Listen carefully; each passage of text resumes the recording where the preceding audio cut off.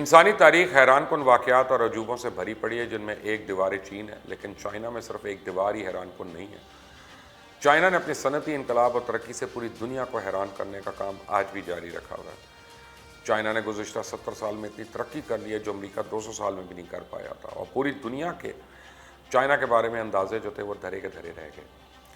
دنیا کی خوشحال قوموں کا ان کی تاریخ کا مطالعہ کریں تو اندازہ ہوتا ہے کہ ان کی کامیابی کے پیچھے انتھک محنت، جدوجہد اور مخلص قیادت کا اہم کردار ہوتا ہے۔ اور چائنا کے سیاسی منظرنامے، طرز زندگی اور خصوصی طور پر معیشت کے شعبے میں اس کی حیرت انگیز کامیابی کا سہرا پوری چائنیز قوم کے ساتھ ہے۔ چائنیز قوم پوری دنیا میں ایک پسی ہوئی قوم تھی، کوئی نظام نہیں تھا، ہر چیز تباہ ہو گئی تھی، افیم شدہ تھے۔ جاپان نے دوسری جنگ عظیم میں چائنا کے کم و بیش 2 کروڑ افراد قتل کر دیے تھے، اور 1949 میں یہ ایک الگ ملک کے طور پہ نمودار ہوا۔ سب سے پہلے اس کو تسلیم کرنے والا ملک پاکستان تھا۔ سب سے پہلا غیر ملکی طیارہ جو چائنا کی سرزمین پہ اترا وہ پاکستان ایئر لائنز کا PIA کا طیارہ تھا۔ آپ کو یہ سن کے حیرانی ہوگی کہ PIA نے چائنا ایئر لائن کو بنانے میں کلیدی کردار ادا کیا۔ چائنا کو بینکنگ نظام بھی پاکستان کے اکانومسٹ نے ہی بنا کے دیا۔ پریزیڈنٹ ایوب کے دور میں پاکستان میں سب کچھ بنتا تھا اور چائنا میں اس کی نقل تیار ہوتی تھی۔ بدقسمتی، ہمارے حکمرانوں کی غلط پالیسیاں آج ہم جہاں کھڑے ہیں، اور چائنا امریکہ کی آنکھوں میں آنکھیں ڈال کے نئی سپر پاور بننے جا رہا ہے، اور ہماری قوم حالانکہ محنتی ہے لیکن بغیر رہبر کے۔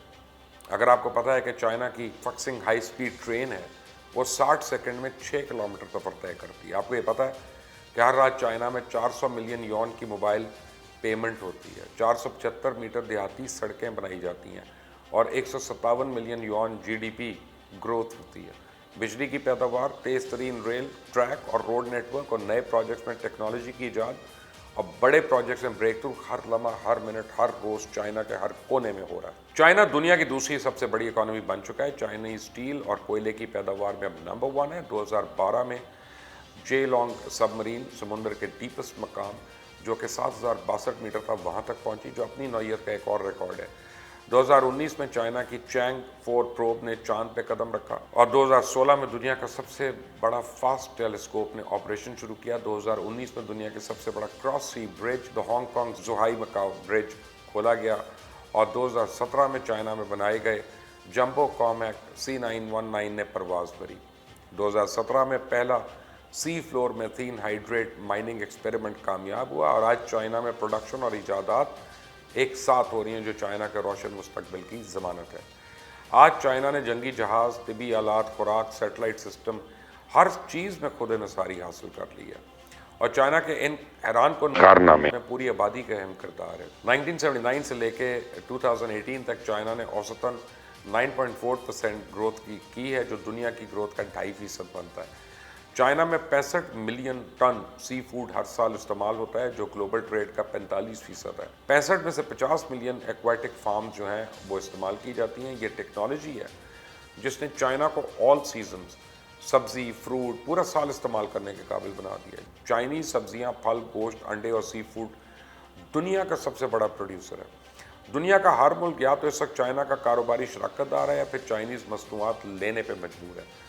چائنا کے نجات دہندہ ماؤ زیڈونگ نے پاکستان کی آزادی کے 2 سال بعد اس وقت کے بادشاہ سے چائنا کو نجات دلا کے کمیونزم کی بنیاد رکھی۔ کہا جاتا ہے اس وقت پوری چینی قوم افیم کے نشے میں مبتلا تھی اور کام چور کہلائی جاتی تھی۔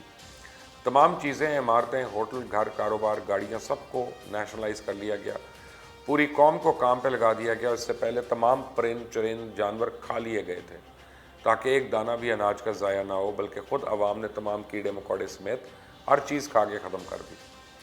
عام آدمی سے لے کے وزراء تک سب سہولتیں ایک جیسی تھی۔ پوری قوم نے ڈٹ کر کام شروع کیا، یہاں تک کہ لباس تک سادہ اور عام تھے، اور ملک کی تمام اچھی چیزیں ایکسپورٹ کر کے ذرائع مبادلہ کمایا جاتا تھا۔ چائنا کے امریکہ سے تعلقات نہیں تھے، نہ ہی وہ امریکی ڈالر میں لین دین کرتے تھے۔ پھر پاکستان نے چائنا کے امریکہ سے دوستی کروائی، اور چائنا اور امریکہ کے تعلقات بحال ہوئے، اور دونوں ملکوں کے تجارتی تعلقات شروع ہوئے۔ ثقافتی ترقی سے چائنیز قوم صنعتی انقلاب کی جانب گامزن ہوئی، اور ہم کہہ سکتے ہیں کہ صدیوں کا سفر لمحوں میں طے ہوا، اور ترقی کے سفر نے چائنا کو زمین سے آسمان پہ پہنچا دیا، اور اس ترقی نے چائنیز قیادت کا بڑا اہم کردار ہے۔ بڑے شہروں میں 2-4 ہوٹلوں سے سینکڑوں ہوٹل بن گئے، جگہ جگہ صنعتی زون بن گئے، معمولی ایئرپورٹ اب کئی کلومیٹرز پر مشتمل بڑے عالی شان ایئرپورٹس میں چینج ہو چکے ہیں۔ ایک سوئی سے لے کر بحری جہاز تک چائنا میں بن رہا ہے۔ اپنی صنعتوں کو انرجی سے لے کے زمین تک सस्ते दामों दी जा रही है ताकि वो दुनिया का मुकाबला करें, और अब हालात ये हैं कि दुनिया इनके सस्ते आइटम्स का मुकाबला करने से बेबस है। टेक्नोलॉजी अमेरिका और यूरोप की है, तैयार चाइना में हो रही है। ज़राअत पर इन्हिसार करने वाले गरीब मुल्क से दुनिया की अजीम इक़्तिसादी ताकत बनने का सफ़र किसी कारनामे कम नहीं। चाइनीज़ क़यादत ने अपने मुआशी, सियासी और माशरती ढांचे में जो अहम इस्लाहात की, इसने मुल्क का नक्शा ही बदल दिया। 70 साल में चाइनीज़ अवाम के मेयार ज़िंदगी में जो तब्दीली आई है वह हैरान कुन और नाकाबिल यकीन है। चाइना में किसी भी किस्म की करप्शन पर सज़ाए मौत की सज़ा, और इनकी कामयाबी का राज इनका डिसिप्लिन है। उन्हें वक्त की अहमियत का अंदाज़ा, अपने जिस्म को चुस्त और चालाक रखने के लिए सुबह जल्दी उठते हैं, जल्दी सोते हैं, हल्की ग़िज़ा खाते हैं, बगैर दूध के कहवा पीते हैं। यही इनकी लंबी उम्र का राज भी है। पूरा साल ये लोग मेहनत करते हैं, सालाना 1 माह की छुट्टियाँ जनवरी में एक साथ मनाते हैं। आज रेलवे और हवाई जहाज़ का ज़बरदस्त निज़ाम हर शहर, हर कस्बे के लिए मौजूद है। वक्त पर ट्रेन चलती हैं, तालीम और अस्पताल की सहूलियात आवाम के लिए मुफ्त हैं। चाइना को आलमी ताकतों ने अपने हर इदारे में इसलिए शामिल किया कि चाइना वक्त के साथ बदल जाएगा, लेकिन फिर आलमी ताकतों को एहसास हुआ कि चाइना खुद बदलने नहीं आया बल्कि इनको बदलने आया, और आज सिक्योरिटी काउंसिल से लेकर WHO तक हर इदारे पर चाइना का असर रसूख नज़र आता है। सदर शी जिनपिंग की वलवला अंगेज़ क़यादत में चाइना ने न सिर्फ जदीद मुआशी निज़ाम अपनाया बल्कि इंफ्रास्ट्रक्चर इस्लाहात और जदीदियत पर मबनी तरक्याती हिकमत अमली भी तैयार की, जिस पर कामयाबी से अमल दरामद ने उसे दुनिया में एक अहम मकाम दिला दिया। आज जदीद चाइना ने आलमी मार्केट तक न सिर्फ रसाई की बल्कि आलमी मईशत पर छा गया, सरमायाकारी के लिए माहौल साजगार बनाया, अपनी बरामदात बढ़ाकर पूरी दुनिया की मार्केट को अपने कब्जे में ले चुका है। कन्फ्यूशियस को जदीद चाइना का बानी करार भी दिया जाता है। उन्होंने 2500 साल पहले जो फ़लसफ़ा अपनी कौम को दिया, उस कौम ने मुक़द्दस अमानत समझा।